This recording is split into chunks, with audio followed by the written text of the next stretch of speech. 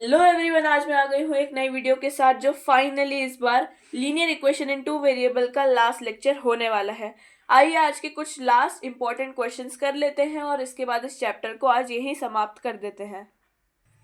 ये भी एनसीईआरटी का ही एक क्वेश्चन है जहां पर ये एक इक्वेशन दी हुई है x minus 2y is equal to 4।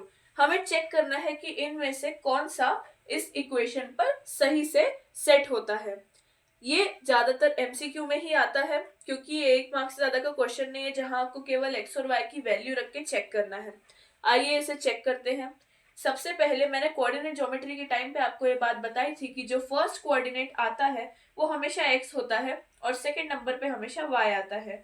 तो हम एक्स की जगह इन चारों को और वाई की जगह इन चारों को हम रख के देखेंगे। एक्स की जगह हमने 0 रखा, 2 और y की जगह भी हमने 2 रखा इज इक्वल टू 4। तो 0 minus four is not equal to 4, तो a तो नहीं है। अब b, x को हमने 2 माना और y को 0। 2 minus 0 is equal to 4 and 2 is not equal to 4, तो b भी नहीं है।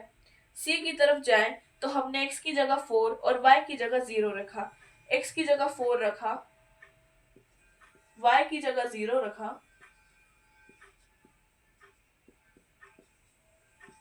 तो आंसर बिल्कुल सही आया, मतलब इसका आंसर है सी।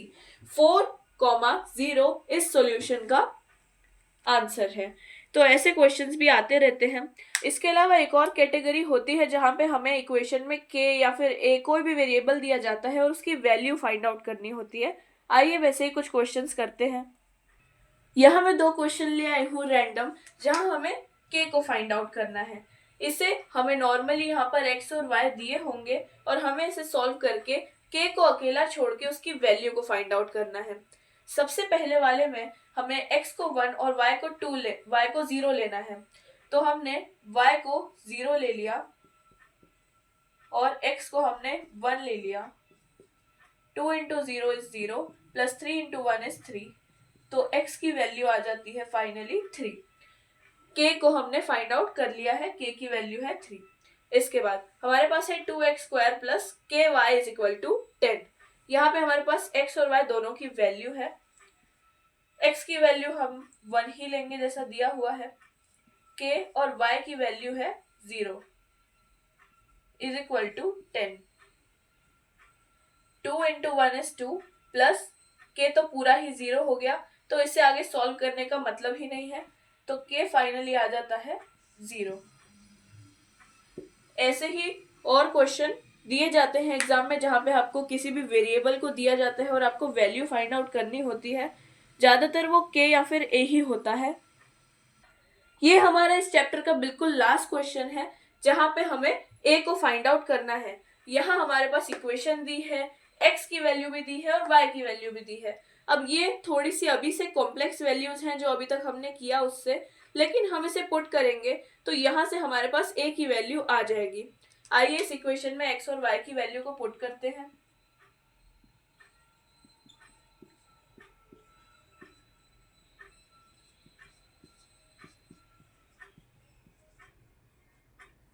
इस तरह से कुछ आपको पुट करना है। अब क्योंकि ये ब्रैकेट में है तो आपको 2 से पहले इसका और फिर इसका मल्टीप्लीकेशन करना है।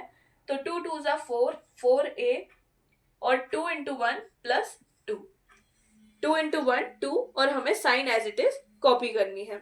आइए आगे करते हैं। -3 into a is -3a, -3 into -1 is +3 और +5 साथ में चल ही रहा है।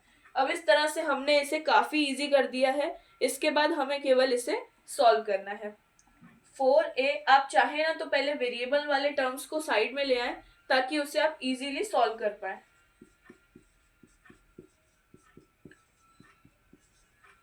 4a minus 3a is 1a plus 5 6 7 8 9 10, 1a plus 10 is equal to 0, तो a plus 10 is equal to 0, तो a की वैल्यू आ जाती है -10। अब ये जो 10 है ये उस तरफ शिफ्ट होगा तो यहाँ प्लस में है वहां जाके हो जाएगा माइनस, तो a की वैल्यू इसके साथ आ जाती है -10। ऐसे ही क्वेश्चंस के साथ मेरे लिए बने रहें। थैंक यू और अगले चैप्टर में मिलते हैं।